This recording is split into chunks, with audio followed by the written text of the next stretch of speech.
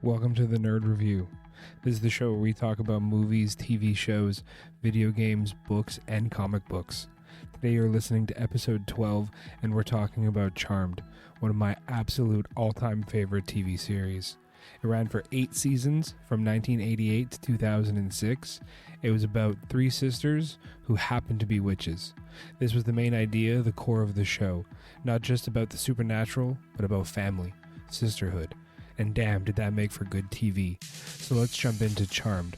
What it was about, who created it, the special effects, the reception, and what it meant to me growing up watching this series with family, friends, and growing up into this supernatural genre that Charmed introduced me to all those years ago. So let's jump into that now. So Charmed was created by Constance Burge and aired on the WB. At the end, that was the CW, and was one of the first big successes of the WB. It would be the longest running successful show of the network, second to Seventh Heaven. The first episode of Charmed drew in 7.7 million views, which was huge for a small network, especially because at the time, the WB only had enough advertising budget to promo one new show per season, and Charmed was not getting any additional promo for the first season. So to draw in 7.7 million views in 1998, long before streaming, when you just had cable and bunny ear TVs, that was an impressive feat of a new series starring all young women and about supernatural witches. At the time, this was a new concept. There was it wasn't as saturated as a market as it is today with at the time you had Sabrina the Teenage Witch, and before that there was the I Dream a Genie and Bewitched, and it had been a long time since a series like this had come on the air, and this was a little different from that in that it was now a drama. It was a serious 45-minute episodic series, and it was changing the way that audiences viewed witches, and that was a big focus on the first season and those first few episodes. Like I said, the main idea, the core of the show, is that it's about sisters. It's about 3 sisters who happen to be witches. This was, a little bit of a reverse from when they were first pitching the show, and it was going to be basically the exact opposite. 3 witches who happen to be sisters, and they thought that this more family sisterhood approach would have more connection with audiences and bring in more viewership. And you can't turn around and say that was a bad idea after having 8 very successful seasons of a TV series. So the original Charm series, I won't say much to the reboot, which I prefer to refer to. That's a mouthful.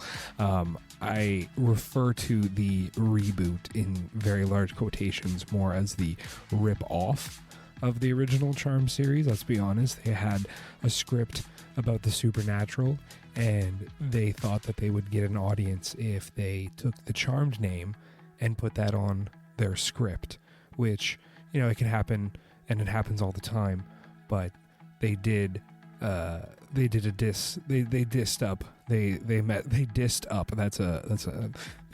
disservice was the sentence I was trying to say there. They did a disservice to myself and other Charmed fans. If I'm going to speak for other Charmed fans, in my opinion, they did a disservice to us with that quote reboot of the Charmed series. If I'll go on a little tangent here, how can you have a reboot of a series and then change everything fundamental about it? We did a Harry Potter episode here recently, and imagine if they had a Harry Potter series and they just started changing the rules, the aspects of everything that was laid down, like the fundamental laws of the world. It wouldn't be Harry Potter. You can't say that it's something that has established rules and this is how society works, and then just be like, well, we're gonna do it differently now. Just make your own, just get out of my camp. Don't take the name of something and then try to change it. I digress. And part of, my hate and lamenting for that, quote, reboot, is because the original Charm series is a huge part of my early life, my entire life, this nerd's life. Like, it was very Charm centric. So the series started 1998. I was 4 years old, and I recall a few random episodes that were always super entertaining. The magic, the action, the family bond between characters. There was always, a scene where they're just sitting and talking and interacting, and that kind of reflected in the way that we were watching the show. It was sitting in a family room, a living room.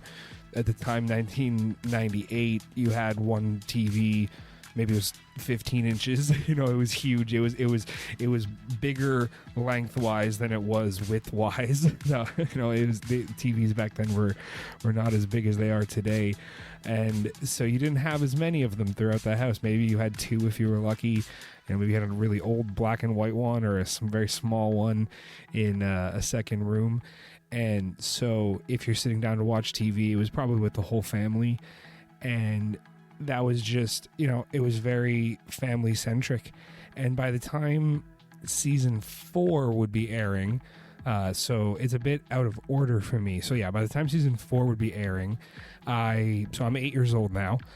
Charm had become part of our family's Sundays, my grandparents. It would start we would start with dinner around just before 7, the TV on, but just very low to cover the silence and the lulls in the conversation so as not to hear people chew. This was a big thing in my family. No one likes silences in meals where you could just hear someone like chewing and like plate, like your fork scraping along the plate. Like that was just, there was a no. Nobody liked it. So background noise became a very common part of my life. To this very day, I feel kind of uncomfortable in a completely silent room. I need background noise, the TV on low, the rumble of a fan, or just some music, instrumental if I'm working, if I'm typing on, an episode notes, or doing some research or reading or what have you, or just, some, new Nickelback album coming out next Friday. Could I be more Canadian? So that's, I like to listen to, some good music, and background noise is so important now. It kind of becomes ingrained in you when you grow up like that. But so now, if I get back to the story at hand here. So now at this time, just before 7 p.m. on a Sunday in 2004, we're tuning in for the newest episode of America's Funniest Home Videos. It's AFV. It kind of sets the tone. My grandmother's setting the table, and we're all taking our seats. And, we have the AFV playing, and then at 8 p.m. is the main event. My grandfather, he kind of, moseys on off upstairs. By 2008, we had more TVs. You had some nicer, they called them flat screens, and I mean the screen was flat, but it was still like 2 feet wide in the back. So the people who weren't interested, my uncles and my grandfather, they would retreat into their rooms or their man caves, or the family room in the basement of my grandparents' house. And so it left my mom, my aunt, my grandmother, and my brother and I. And we'd be comfortable because now there was more rooms on the sofa, which was, something we enjoyed. And we would sit down and watch Charmed. And for the next 4 years until the series would end, ultimately in 2006 with that amazing series finale, this was our life. This was Sunday dinners and Sunday at my grandparents' place. You'd arrive around noon, and we would just hang out, see what my uncle was up to, what games he was playing. He wasn't too much older than we were at that time. A little age disparity there. And so he was always playing like the cool video games in 2006. He was watching, Buffy the Vampire Slayer and Angel and those type of TV series. So, on one hand, I'm watching Charmed with my grandmother and my mom and my aunt. in that side of the family, and then on the other side of the family, I'm watching, Buffy, Angel, some action shows, Stargate SG-1, Stargate Atlantis. It was a great introduction to TV and all these different genres. And, with my grandfather, we had Deja Vu at the time, because now we have satellite. By 2008, you have satellite instead of just cable. Things advanced pretty fast there. And on Deja Vu, we're watching like All in the Family and what was it, Golden Girls, and so many other series, MASH. And so like I was getting so many different, introductions to genres and TV series, and there were so many amazing shows that you could watch over the course of a weekend if I just plunked myself down. Whoever else was watching, if I was watching TV, it was YTV and Teletoon. But if anybody else was watching TV, I was being, I was soaking this up, and I was listening to it, the references and the jokes, and my grandfather would explain, this series is from this time, or this is what I grew up watching. And it was also interesting. It was such an interesting time, to be around TV, because all of a sudden there was these new select channels that had 24-hour programming and provided access to shows of years past that my grandfather really enjoyed, or my grandmother really enjoyed, or that were from overseas that you wouldn't have had access to just years prior with your standard cable connection. And that was really cool. So that became standard part of my life, TV and all these new channels, and we had this dynamic of sitting down, family time, after a meal Sunday night, before leaving my grandparents' house, or after school, waiting for my mom to get home from work. Maybe I've already done my homework, or I said I did my homework. Maybe I was saying a fib or hiding it. Or I was just trying to get away with not doing my homework. That always catches up to you in the end, though. So we were we're watching a lot of TV, and it becomes more fun and more natural as time goes on. And Netflix would become up on the scene within 2 years of the end of Charmed. It's crazy how fast things change. But because, let's get back to Charmed in this episode.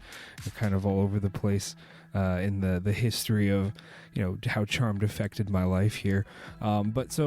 Charmed, and because of my age, when the show aired, I watched season 4 way more than any other season of the show. And maybe I'm a bit biased, but I love season 4 so much better. Maybe not better, but I love season 4 so much.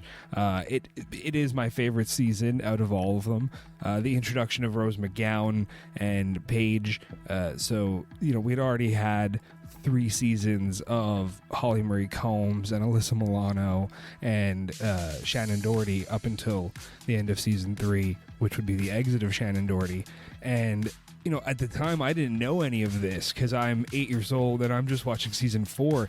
And it's a new start for the show that had already been, it's already in season 4, but it's this new start in the sense that, like, they're introducing a new character. And those first few seasons is about, like, learning Paige and her coming into her powers. So, like, from that perspective, it is a good jumping on point if you haven't seen the other series. And the other seasons, the other seasons, if you haven't seen those. And that was really interesting because it wasn't until season 5, 2005, that DVD seasons started becoming super popular. So if you didn't know somebody who had recorded, all the episodes on VHS tapes from, 1998 to early 2000s at that time, by season 5 you were in the early 2000s, so like if you didn't know somebody to have done that, like, how are you gonna watch these episodes? It was, and I remember watching some of these episodes on recorded VHS episodes. Those were those early episodes that I mentioned. I recall watching. My aunt, we everybody had their favorite TV series, and I remember it was really cool. My mom gave me and my brother a VHS tape, a blank VHS tape, and we wrote our names on it with a, had a label. We wrote our name on it, and it was our VHS tape that we could record our shows on. So like we just had to announce, I'm going to be recording something at this time, and she showed us how to, put the tape in, and you had to set it to a certain channel on the VCR and on the TV,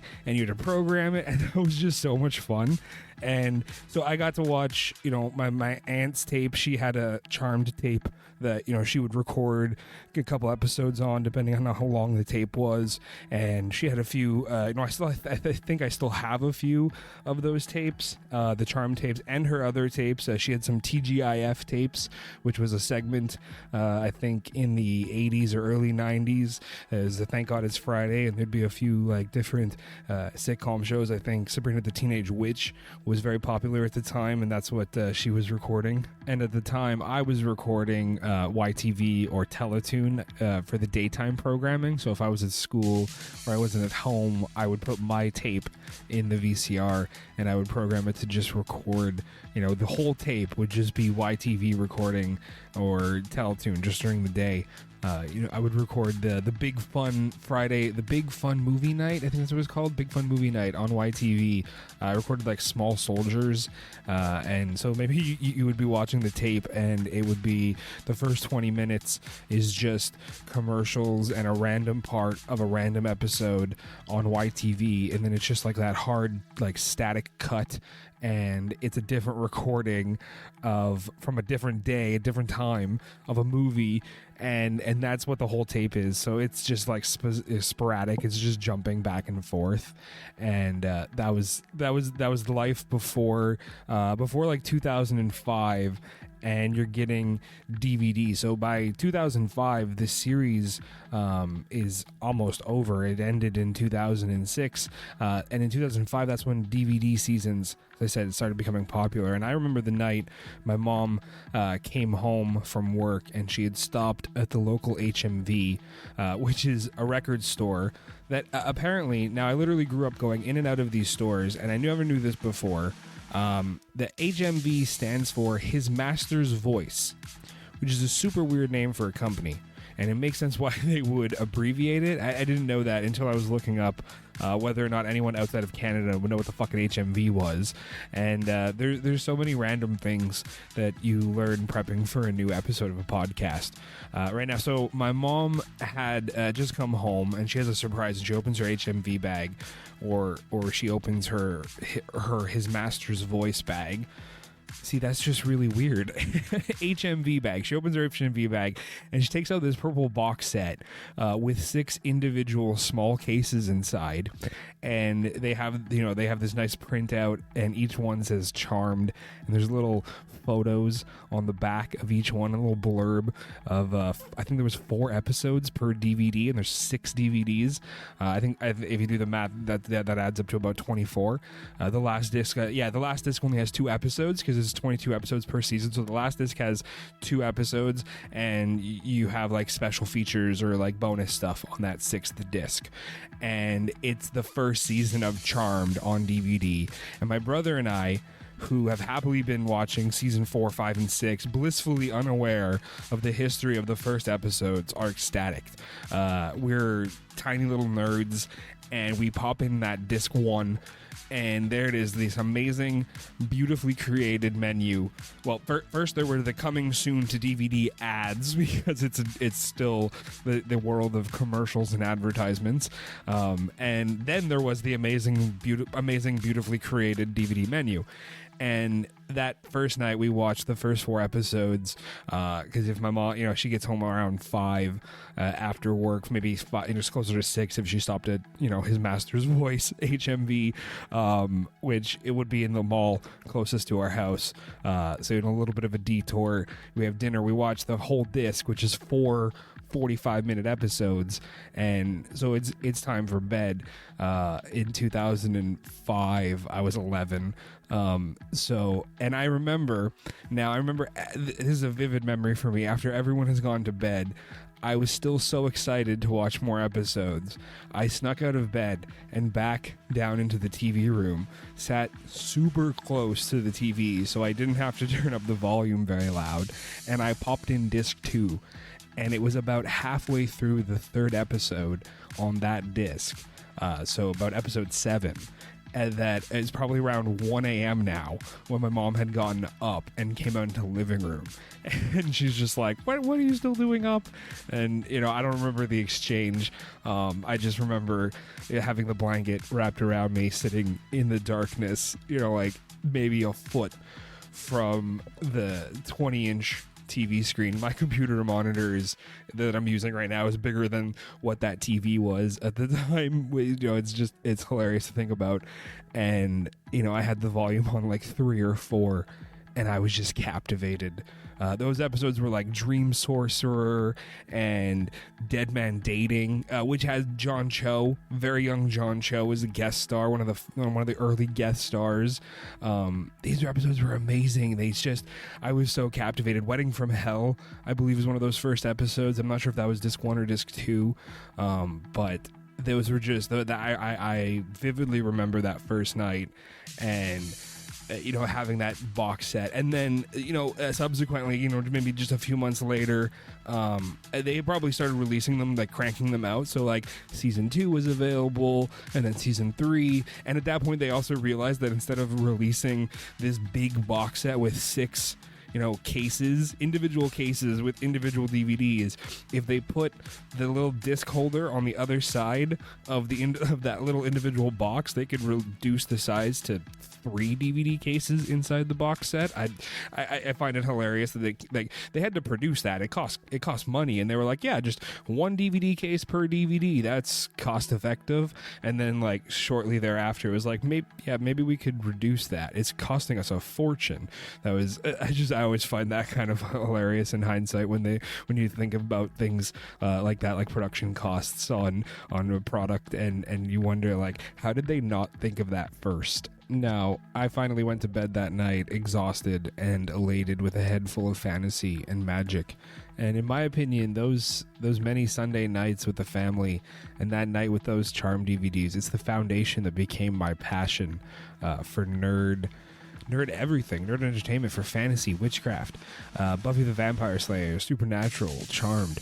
They introduced me to the world of magic and make-believe in such a wonderful way that I completely fell in love with the characters, the episodes. Everything about Charmed reminds me so much of the best parts of growing up, and I will always cherish that. From there, let's jump into favorite episodes. So it's a bit, like I said, it's a bit backwards for me. Season 4 is probably just, all-time favorite episode. The first episode introduces Paige, and, there's mourning. They had just lost their sister, and, I always thought that was when I watched the first seasons and I got to season 3, I was like, okay, we're going to see what happens to Prue and how this all went down. And then there's kind of like this big skip, this big gap between the end of what happens in the last episode of season 3 and what happens at the beginning of season 4. And then it's just like, oh yeah, Shannon Doherty kind of pissed off everybody at the WB and got fired, so they didn't want to have to film anything else with the actress, so they kind of just gap bridge it and they explain what happened. I'm like, oh, no, like I wanted to see it. I wanted to know what happened. But alas, we'll never get to find that out. But the show handled mourning super well as a little tangent. That first episode of season 4, Piper and, Holly Marie Combs, she plays Piper, and Phoebe, played by Alyssa Milano, they're mourning at this point the death of their sister, Prue, who, played by Shannon Doherty, as I just said. She's passed away. She's died at the hands of a demon, Shax, the Source's bodyguard, this huge entity of swirling power. And the mourning, that's what I was, it was really well captured. Anytime that I'm feeling down or I've had to attend a funeral, I watch, some of the episodes of Charmed, not just because they're also dealing with mourning. That is something that I do. I watch, episodes of my favorite series that have to pertain to the same things that I'm going through in life. For me, I find it cathartic to watch. It's a 45-minute episode where they have a crucible, they have a conflict, they have an issue, and typically by the end of the episode, they feel better. They've come out at the other side, and that it's tangible and it's kind of like therapeutic in a way. Like my issues, you can't solve them in 45 minutes, and somebody might have passed away that I knew, family, friend, relative, and so I'll watch the episode of Friends where Nana dies twice, or the episode of Charmed where Prue passes away, and it's cathartic to see these characters that have become part of my life and these characters that I cherish also experiencing the same emotions, portraying the same emotions. It's fantasy, but it helps you kind of like,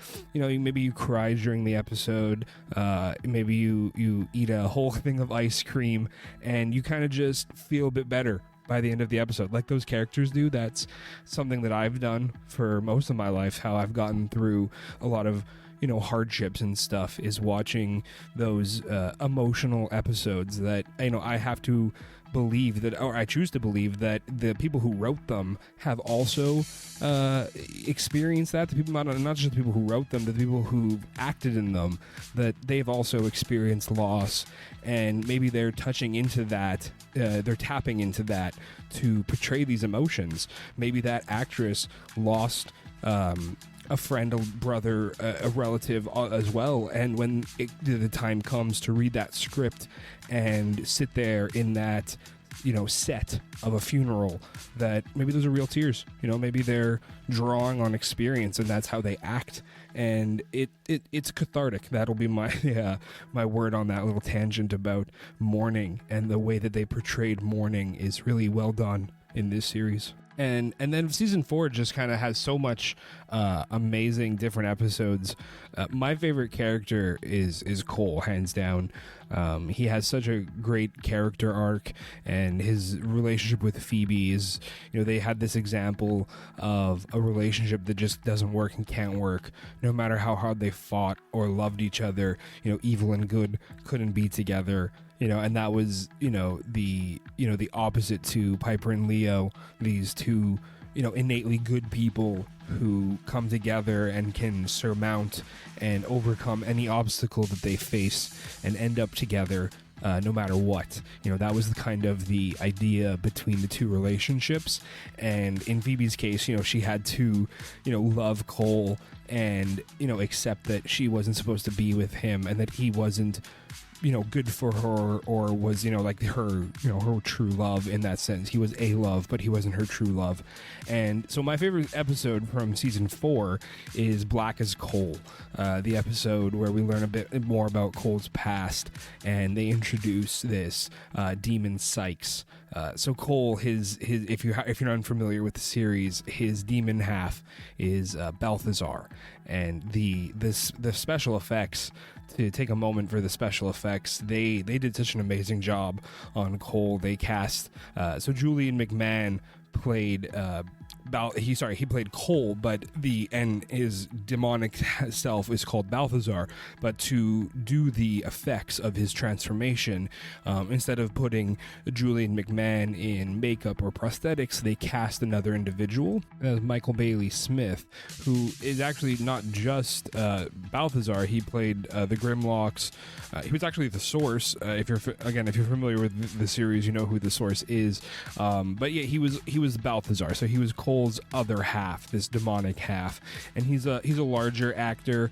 He's taller. He's more muscular in his shoulders, and when you put him in black pants and this black fitted T-shirt, and they painted him red. The parts that were exposed, his arms, his neck, and he's bald, so his whole head is red. This dark red blood, like this blood red paint with these black tribal lines, and he has these fangs, And Google a photo of Balthazar from Charmed, and you'll see what I mean. And the special effects, though, the way that they did the transformation from Cole, and he kind of like does this like almost shimmering effect in the episode, and then all of a sudden he grows taller, and they splice in.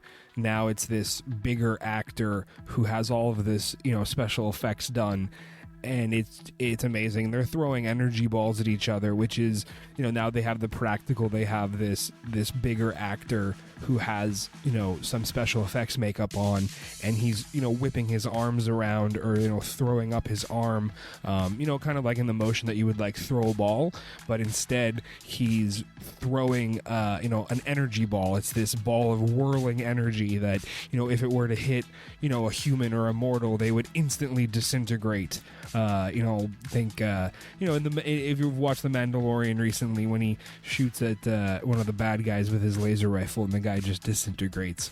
Very common in fantasy TV shows. You can't have blood or gore in that sense. You can have a little bit of blood, but you can't have people bleeding to death. So hitting them with an energy ball and they arc blue and then disappear into smoke and dust is a PG-13 friendly way of dispatching or killing your enemies in that way, or even innocents, because let's face it, Charmed, they didn't always save the innocents, which I think it gave this aspect of, even though it's fantasy, there's still a consequence and a cost, which is something that I always thought of is why the series was able to withstand losing one of their main characters. A lot of people, if you look back and you read articles about, the exit of Shannon Doherty, and is this the end of Charmed, and can a series survive, having to recast one of its main members?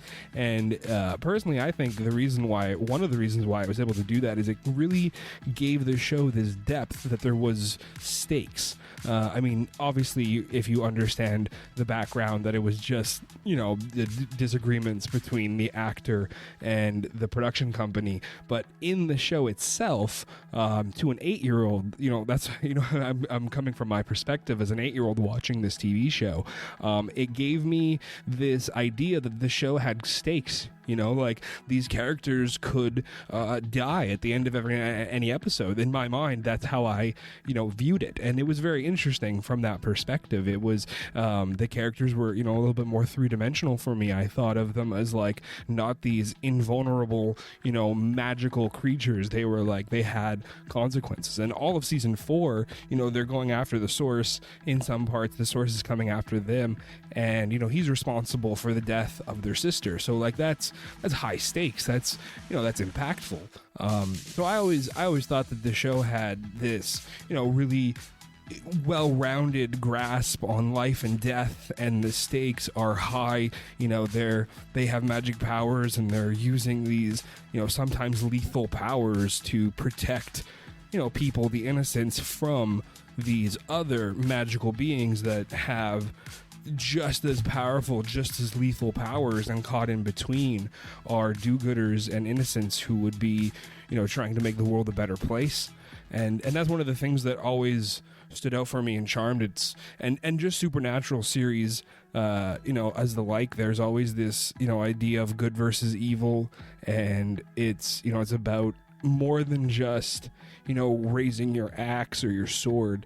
It's about the connection. In Supernatural, it's the same thing. It's about brotherhood. It's about bonding. It's about family, the family you build, the family you trust, the family you forgive. So too was Charmed in that regard. And that was a bit of a tangent from the Cole character and special effects, but that it's just, it was, when you're dealing with, a demon and a character like that, and his whole character arc, Cole and Balthazar, is about redemption. He's half human, half demon. He's a demon with a soul, which plays heavily into his character. It allows him to cheat death. and come back. Once they vanquish his demon half, his human half is left with no powers and has to kind of find his place in the world. And this is something that I've found repeats itself and is very popular. This redemption arc, it's become kind of a trope in TV and movies. I mentioned Buffy the Vampire Slayer earlier. There's the angel character, Angelus. He's the vampire with a soul. He's the vampire with a soul, which is literally the same concept of Charmed, a vampire, a demon who's been in Buffy. He's been cursed with a soul so that he feels remorse, and it's a bit of a difference. Whereas Cole in Charmed, he's born half human, half demon.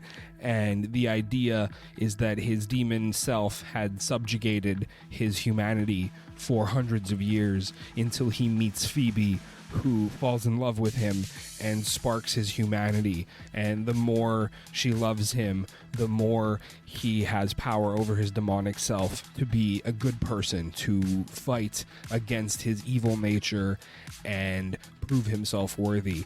And this is the redemption arc. The Vampire Diaries does this as well. The whole vampire genre actually loves this type of character. Twilight and the Vampire Diaries. In Twilight, Edward fears that becoming a vampire means losing your soul, and they only feed on animals. They try not to kill people because they don't want to be monsters. In the Vampire Diaries, Stefan fights to hold on to his humanity and compassion as a vampire, while his urge, is to kill people and drink their blood. And that's juxtaposed against his brother Damon, who just kills people. And he says, we have to embrace being a vampire. And then they dial it back and they try to make him like more compassionate, and that he's actually really like he's been hurt, or they have some trauma in their past that they're trying to get away from. And this redemption arc is just very common in genres like fantasy, and like when you have these dark characters, it's very common. You have these demons, and you want people to relate to your main characters in a sense, but like, how are you supposed to relate to a murderous demon? Make it so that he's not only a murderous demon, he's actually a good person who is being cursed with the presence of a murderous demon in his mind, and that gives you nuanced layers. It allows you to kind of relate to the character sometimes and believe that maybe he's going to do the good thing, or that he's not just downright evil. And the redemption character is the bad boyfriend, the one who got their hands dirty and is trying to make right now. He's trying to do the right thing for whatever reason. And for Charmed, that was Cole, and he was such a great part of the show. Julian McMahon is the actor who played Cole. He is such a talented actor. He would go on to star in Nip Tuck, amazing series.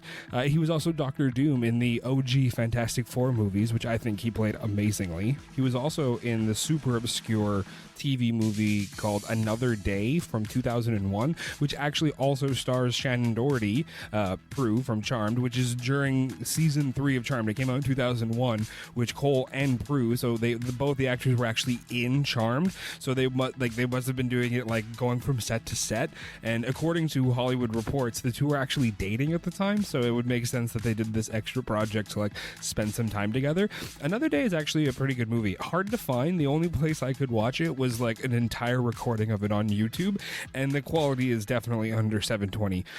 So if you're not a fan of somewhat blurry movies, then maybe skip that YouTube viewing. But if you're looking for a random somewhat sci-fi movie, it has to deal with like time travel and this woman like realizing like what happened in the past to come to terms with it and like live a better life, and that's Shannon Doherty's character. And her love interest is actually Julian McMahon, the guy that plays Cole.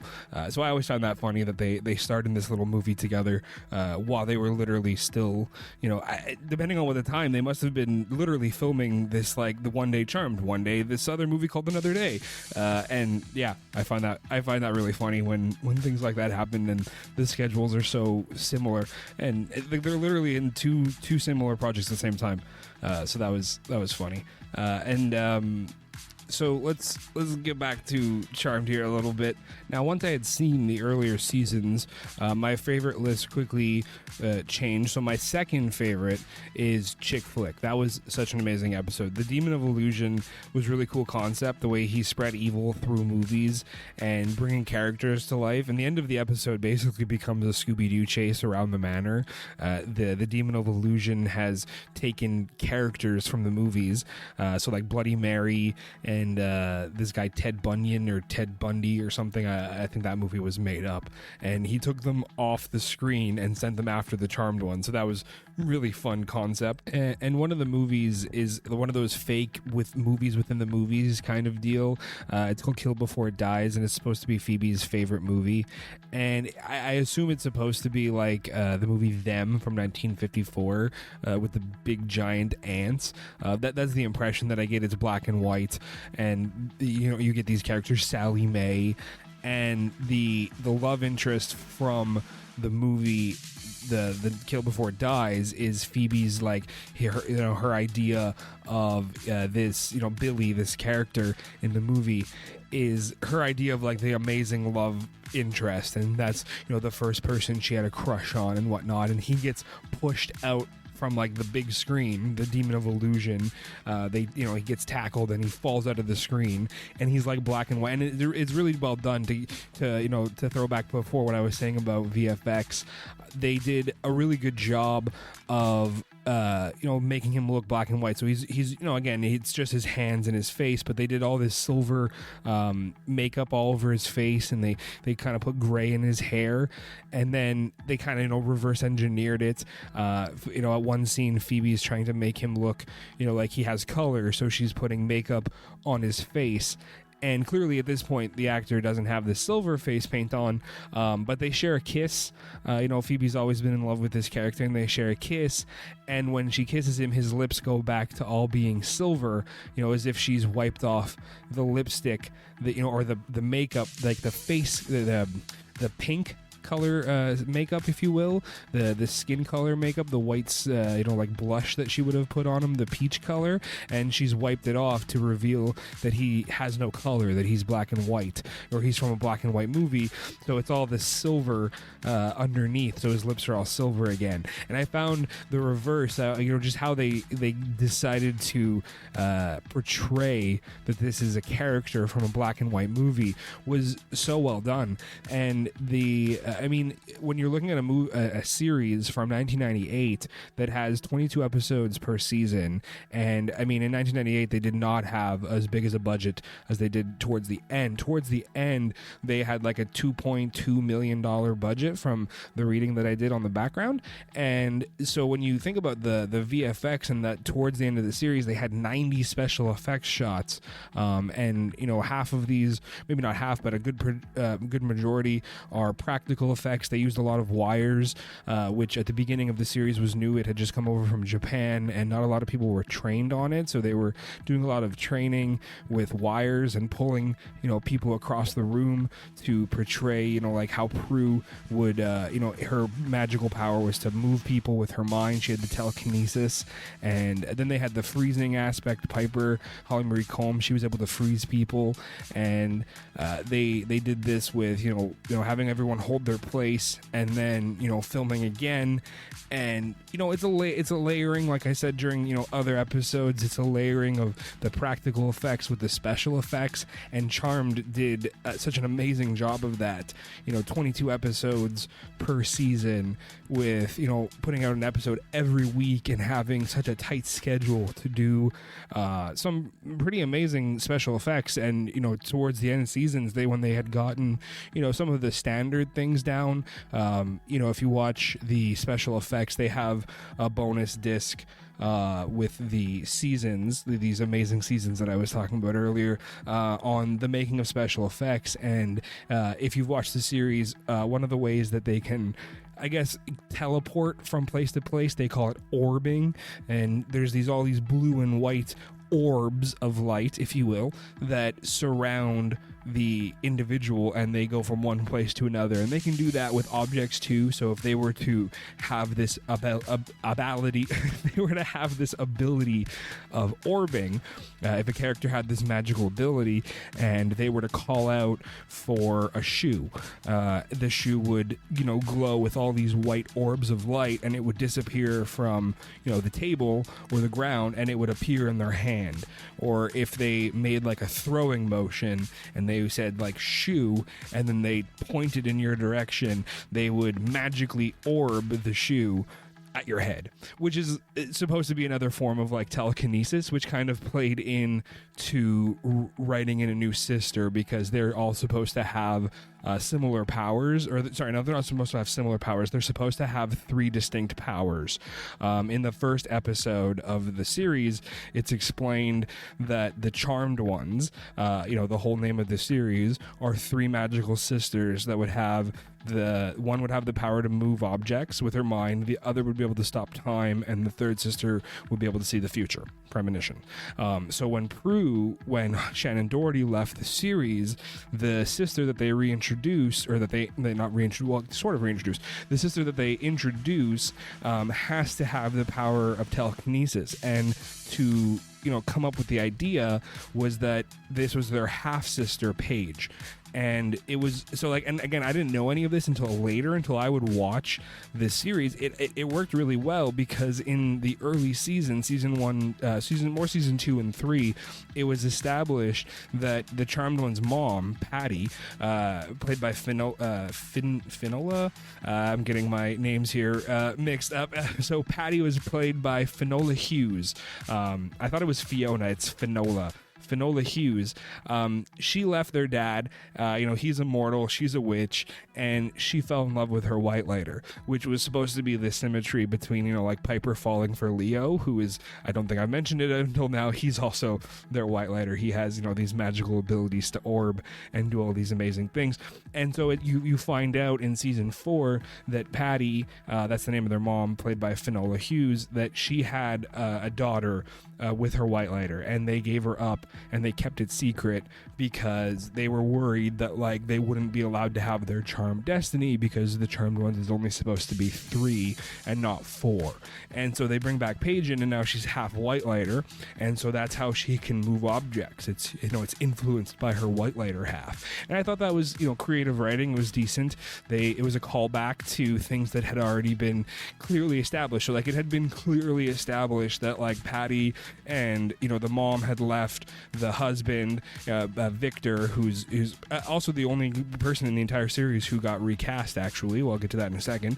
And so like I like the callback to things that happened multiple seasons before that they've already treaded on, and that was just in my opinion, that's just good writing.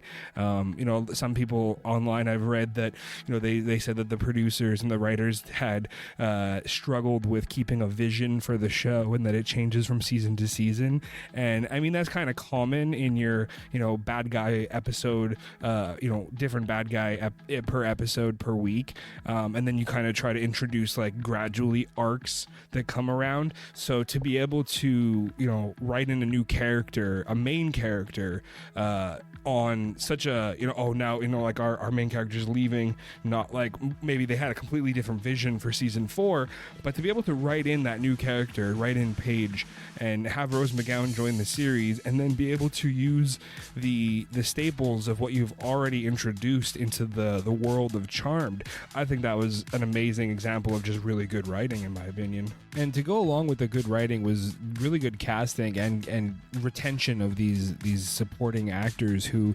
maybe only had 14 episodes across a series that has almost 200 episodes. So to be able to get them to come back for maybe 1 or 2 episodes per season and not have to constantly recast is something that I really appreciate in a series that runs 8 years. The only character that was recast, and I mean only for 1 episode, was the dad. So Victor in the series, his name is Victor Bennett. So he was played by originally Tony Dennison in the first season. For only 1 episode is Tony Dennison, an amazing actor.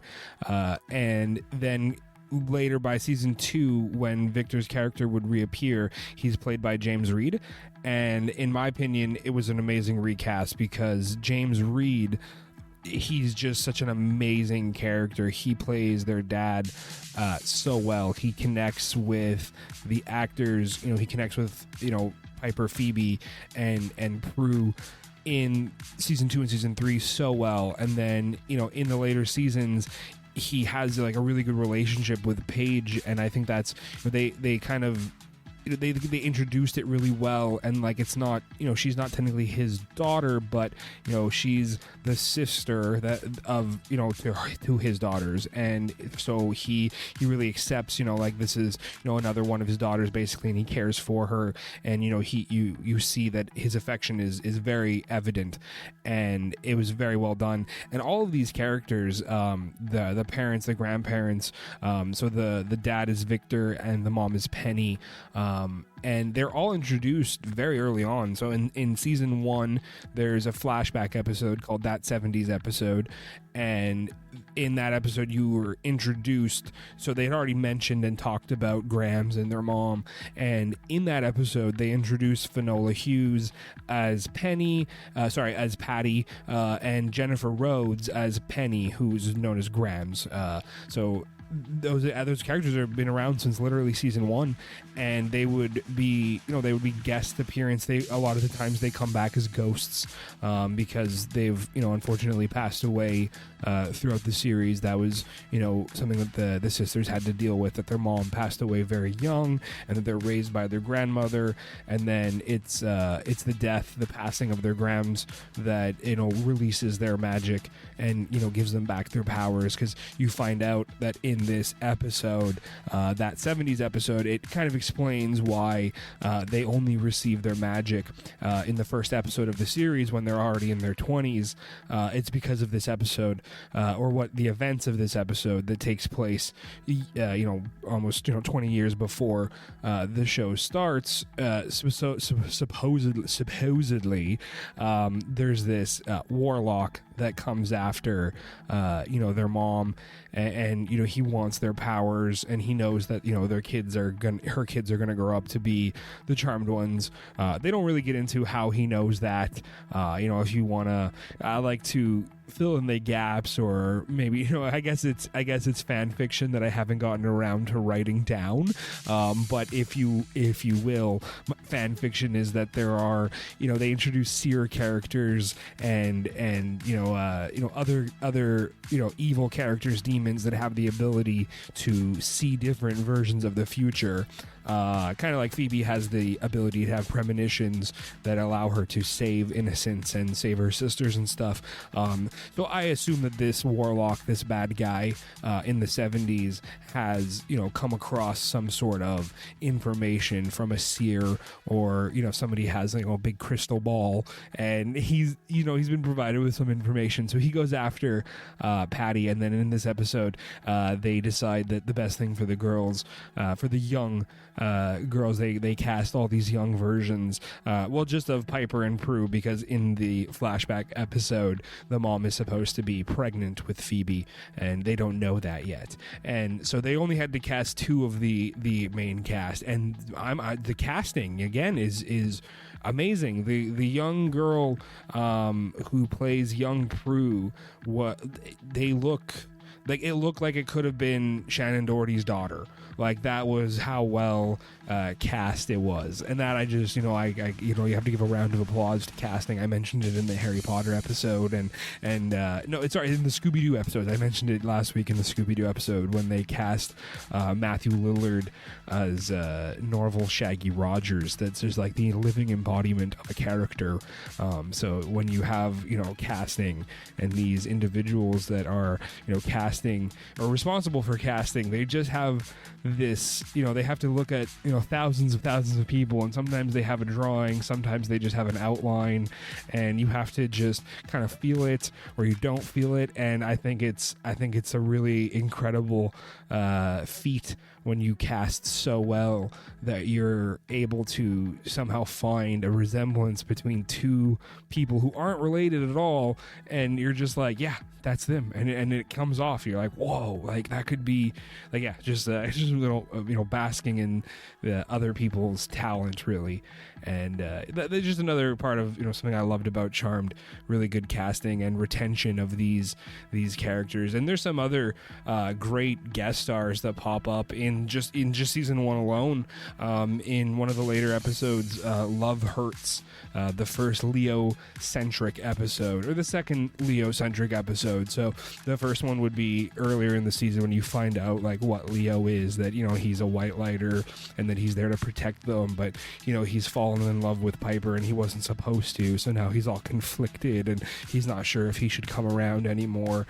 So later in Love Hurts, this second episode, Leo's been he's trying to save this young woman from a dark lighter, and the dark lighter Alec is played by Michael Trucco, who is has a great character, and he's a great actor, and he has a great arc on How I Met Your Mother in the later seasons. I've seen him playing a few different shows, and they have really good guest stars sometimes on Charmed. I mean, you have a series that goes 8 years, and it's something that I have found. You watch something like Charmed for 8 years when they have a demon of the week, a bad guy of the week, a monster of the week, whatever you want to call it, and they have to have all these special characters or these guest characters. You have to have the demons, the innocents, all these, you have to have the doctor in the episode who, helps the innocent or helps the person.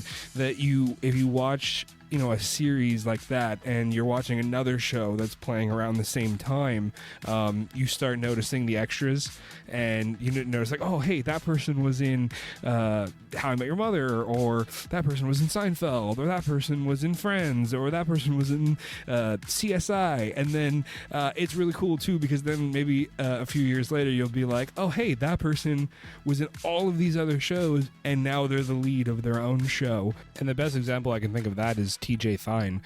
He wasn't the lead of his own show, but he was one of the leads of Bones for the entire run. He played Hodgins on Bones, and I mean, I think I saw him in literally every TV show I've ever watched during the early 90s, 2000s. He was actually in Friends, he was in CSI, he was in Angel, and then he ended up, what was funny was he was in Angel in season 5 right before it ended, and Angel starred David Boreanaz, if you're not familiar with the series, and then he would end up on Bones as one of the characters with David Boreanaz. I always found that funny. In 1 year he's a guest on somebody else's show, and then the next year he's a co-star with that same actor, and that's great for that individual. He had handful of year after year after year of guest appearance on multiple established shows, and then 2005 he had his break. A new show is being put together for the September roster, and he gets his chance at being a great character, being a great actor on a great series. And Bones, I loved Bones. I watched the whole series, and Hodgins is one of my favorite characters. So that little thing that happens when you watch a lot of TV series it's quite cool, in my opinion. I enjoy, and it's nice to see other people succeed and do well in life, or something that they're trying to achieve. And I enjoy so many movies and TV shows that I have respect for actors and the hard work that they put in to create this entertainment, and that we love so much. And when you can clearly see somebody that's put in a lot of work over many years and many different series and small roles, just getting that big break, I think it's delightful, and it puts a smile on my face. And just a little tangent again on characters and guest stars, and one of the things that's really nice about a series like Charmed, and like I mentioned in season 1, what I was mentioning in season 1 was another one of the guest stars. I mentioned it really early in the episode, John Cho. He was in Dead Man Dating. Season 1, he's a love interest, a ghost love interest for Piper. His character is murdered at the beginning of the episode. That took a turn, as I'm recalling recalling the episode, his character is murdered, and they use his death to fake the death of a prominent criminal so that the police will believe that this criminal has died. They use the unfortunate body of John Cho's character to fake the death of another criminal person, and then his ghost can be seen by the charmed ones, and they have to help him and they have to lead the police to the criminal to prove that he's alive, and then help them identify John Cho, help them identify the characters. I can't remember the character's name. Help them identify the body as the right person, so that he can be buried and have a proper sending into the afterlife. That was one of those early episodes of season 1. And while we're still seeing season 1 and guest stars, probably one of my next favorite episodes is From Fear to Eternity, which they introduced the demon of fear itself. So you're supposed to be scared of all demons, and demons inherently cause fear, but now it's the demon of fear, and he reads your fear, he pulls your fear off of you, and then he can manipulate reality around you to believe that you're experiencing your fear until you die of fear, shock. Played by Billy Drago, an amazing actor who, again, retention would show up season 1, 2, 3. I don't know if he's in season 4. I think he has a small arc in season 4. I know he's in season 5. Big role season 5. Small role season 5, big role season 6, bigger role season 7, and then I'm not sure if he makes a return for season 8. Unfortunately, the series would have budget cutbacks, and the WB was a declining network. They were in the process of merging, becoming the CW. So for the first time in Charmed, the run of Charmed, they faced budget cutbacks, and some season regulars were cut, unfortunately. A lot of people have some animosity when it comes to the last season of Charmed. The network got really heavily involved because of those budget cuts, and wanting to see changes and wanting to see more revenue and viewership. They thought that the show had been running for too long and people were stagnating, being stagnant, and so they wanted changes. They bring in Kaylee Kyoko, who would later go on to The Big Bang Theory. This was after 8 Simple Rules had ended. She has one season on the final season of Charmed. A lot of people dislike her character Billy, which is valid, and I totally understand. The character is poorly written, to say the least. You have to pick and choose which episodes you're going to watch with her, which is quite unfortunate for what this show was, that it had such an unfortunate last season, or marred season because of budget cutbacks. But that said, I think they ended very strongly. In my opinion, it's one of the best series finales. The last 4 or 5 episodes, they really came together to write something that would it honors the 8 years of television that had come before it to culminate in this series finale. And when I watch other series finales, I just hope that they'll actually have a measure of closure that comes somewhat close to what they were able to put together and deliver for Charmed. They really went up above and beyond, and they brought back all of those amazing extras and even more that I didn't have a chance to mention yet. Drew Fuller, an amazing actor who is on season 6 of Charmed. He plays this character Chris, who has an amazing arc that he comes in as this mysterious white lighter, and then you find out that he's actually half witch and that he has other powers that they didn't know about. And this is at the time they only know of Paige, that's a half white lighter, and they don't know that there's going to be more half white lighters, that this is a thing. And as the series progresses, you find out that he's actually the Piper and Leo's second child, and so that he's come back from the future. And they introduce, it's really cool. They have some of the characters, Piper on the series, she has these 2 babies, and so Wyatt, her first son, is introduced in season 5. And it's really cool because you get to see they cast all these older versions of them, and I always thought that was one of these cool parts of Magic, that you get to meet and interact with your future kids, when you're holding a baby in your arms, and then this man standing in front of you is it's not a crazy person. He's actually the same baby, the same son conjured from the future. And in that same effect, that Chris and that future Wyatt, they get to meet their Grams, and it would basically be their great Grams, because they get to meet both Patty and Grams, so like their grandmother and then their parents' grandmother. So they get to meet all these generations of their families in spirit form, and they can travel through time, and it's interesting. And so like that, the series finale, they bring back all of these amazing extras, Finola Holmes and Jennifer Rhodes, and they bring in Victor, and they bring in everyone who had gotten cut. Not everyone. Julian McMahon comes back in the last season, but not the last episodes.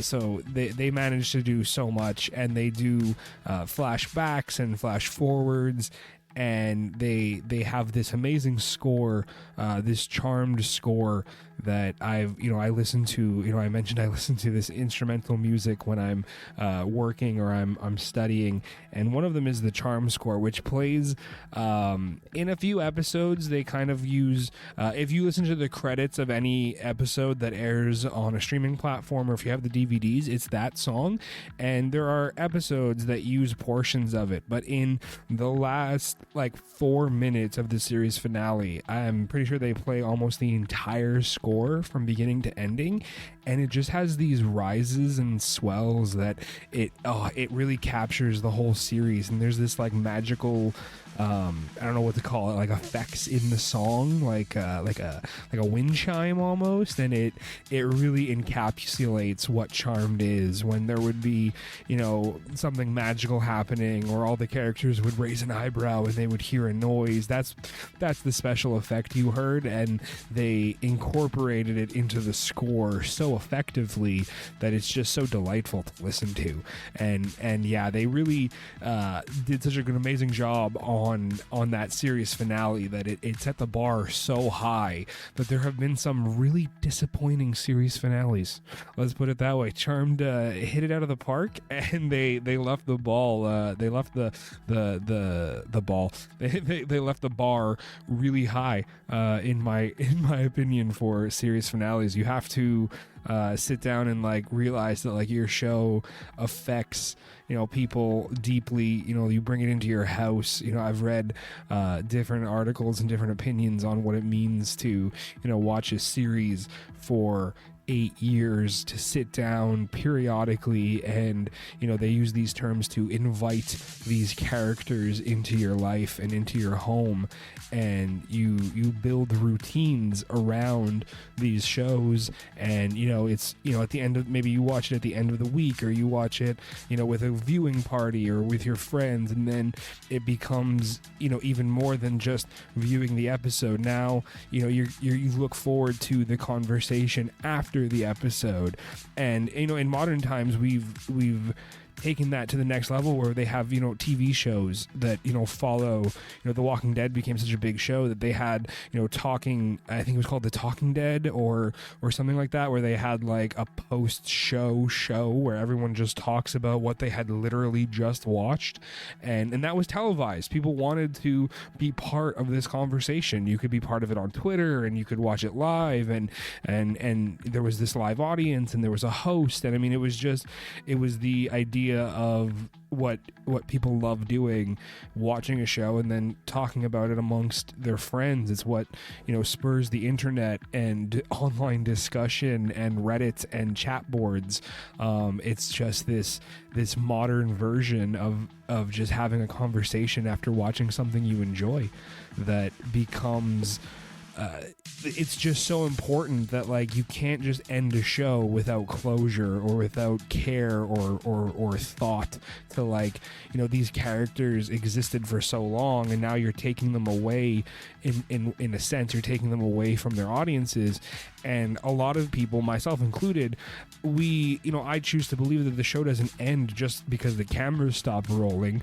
I mean, if you entertain the idea that like these characters exist in their own world, in their own reality, that like, you know, you watch a TV series like Friends or The Big Bang Theory, that you're only seeing, you know, maybe, you know, a portion of their day or their week, you know, once a week, you know, for 22 parts of that week or that year, and that in the other portions of the year things are still happening. They're still going about their lives and living and going to work and having things happen to them. So when the series ends and the camera stops rolling, you kind of want an idea of like, okay, well, what happens when stuff stops rolling? Like, what's going to happen next? Even though the show's not going, you still want that idea of closure.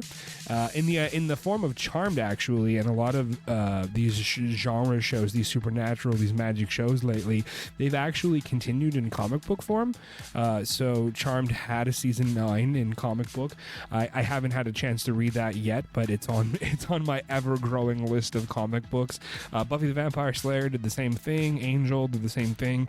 They have multiple seasons in comic book form that continue in canon the story that was on TV. So in the case of Charmed, you know, you have Paige, Piper, Phoebe, and you have everything that happened in that series finale, and it just picks up in comic book the way it would have on TV. And they even use the likeness of the actors and the actresses. They use their likeness to draw these characters to create these stories, and it's handed off to some pretty big comic book publishers. I think Dark Horse does a lot of them, and Joss Whedon was, so this is for the Buffy the Vampire Slayer and Angel one. Joss Whedon was still involved in writing the follow-up season, the comic book seasons of his shows, and I believe that the people at Warner Brothers had hands on the project that was the continuation of Charmed in comic book format. So that's really cool. In my opinion, like, you get a really good series finale in the case of Charm, like just an amazing series finale, and then you get more too. You get a continuation in this comic book form, and so if you haven't checked out the comic books and you're a really big Charmed fan like I am, maybe look for those, pick those up on Amazon. I think I've read the first issue, but I'm currently trying to finish the Amazing Spider-Man run, from issue 1, 1963. I've read almost 200 issues. It's been over 3 years. It takes a long time when you have other hobbies and interests, and you can't just dedicate all your free time to reading one run of a comic book or one series of a book or a movie or a TV show. So it's just about a balancing act and trying to find time to read all of these amazing stories, and the Charmed comic books are on that list, and I'll get around to it one day, I hope. So if anybody else has read them and you think that they're worth maybe jumping up on my list, drop me a comment, and I'll take that recommendation, and maybe I bump it up a few categories, a few number rankings on my to read list. As you know, I think everybody has those to read or to watch lists, and there's so many articles online about how you'll never get around to watching all the things you put in your watch later list. So if you really want to watch it, you should just watch it now, because as soon as you click watch later, it means that you're never going to watch it. So I hope that that's not actually true, but some of these online articles do have a grain of salt in them. You can't take them all 100% seriously, but yeah, that's one of the ones I hope isn't true, because I would very much like to get around to reading those comic books and watching those movies and watching those series. But yeah, I will say it is ever growing. Those lists never seem to get smaller. They somehow seem to only get bigger, and we're living in I've heard it referred to as the golden age of television. I've referred to it as the golden age of television television, and then we're Marvel Phase 4, and James Gunn just took over control of DC, and they're saying that they have a 10-year plan for storytelling now.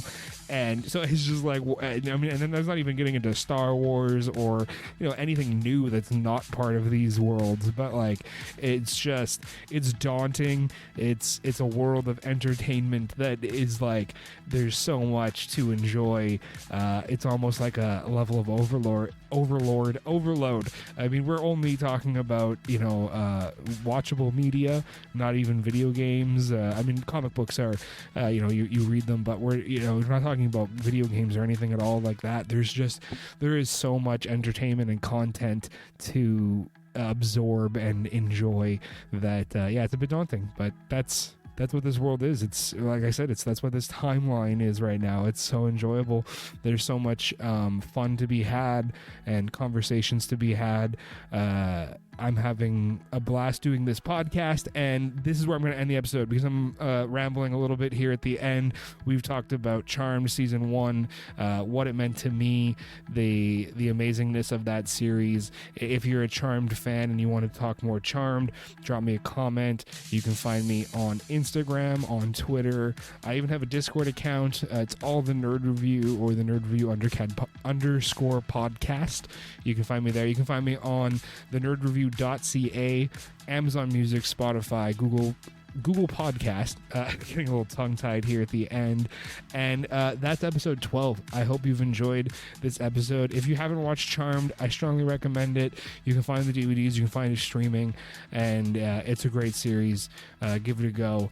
But that's it for now. That's it for today's episode. I hope you've enjoyed today's episode. I hope you come back for more, and I hope you're looking forward to next week's episode. We're planning a lot of great content coming up in the weeks to come. So that's all for today. This has been The Nerd. This has been the Nerd Review of Charmed 1998. Have a great one. This is The Nerd signing off.